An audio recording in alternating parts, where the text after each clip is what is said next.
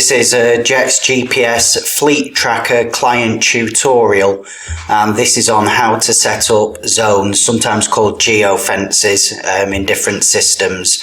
For me, these are one of the key features of simplifying vehicle tracking. If you just have a look at our fleet there, you can see where they're named. That makes a real difference and it really simplifies the system.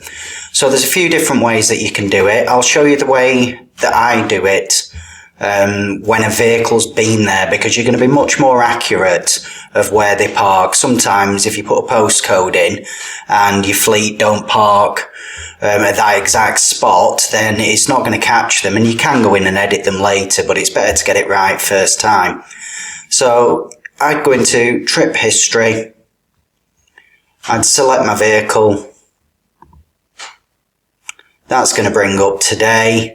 You can go back to the day that you know that the vehicle's been there, and then you can make the map bigger, you can zoom in. And again, just a little tip, I always like to do them rather than from when you've set off from there, when you've ended a journey there, because the GPS is going to be stronger, you're going to get much more accuracy. And what you can do in here, you can change the mapping. So again, that's going to give you, particularly with, setting up a zone, that's going to give you a much better visible indication of where to do it.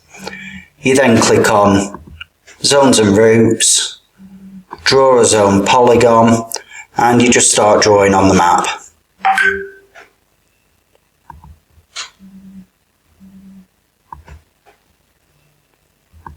And when you're happy with it, you click on the one that you started with. That's then going to ask you to name it.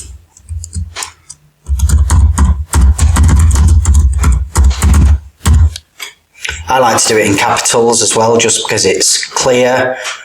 You can have different kinds of zones.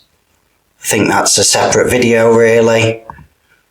Which vehicles from which cost centre it's going to apply to. Which set of zones that you're going to pop it into. And that'll be a separate video.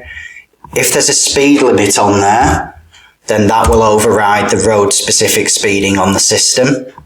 And you can also set up a proximity warning. That is, if a vehicle's getting within a certain distance of a zone, you can set up an alert to email you and let you know. But there you go. The next time that one of our vehicles goes there, it's going to log it.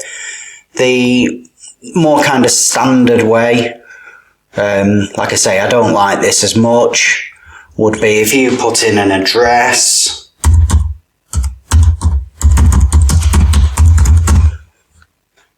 or a name. So I've put in Blackburn Rovers, go to Nuttall Street.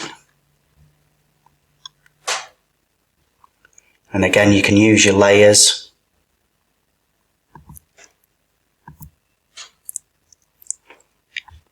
And then you can add your zone.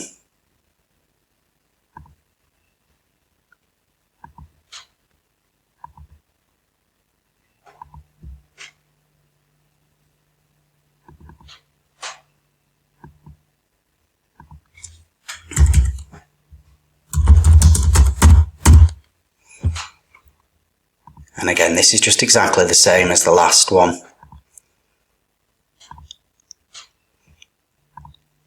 And that is how to set the two different ways that I use to set up zones.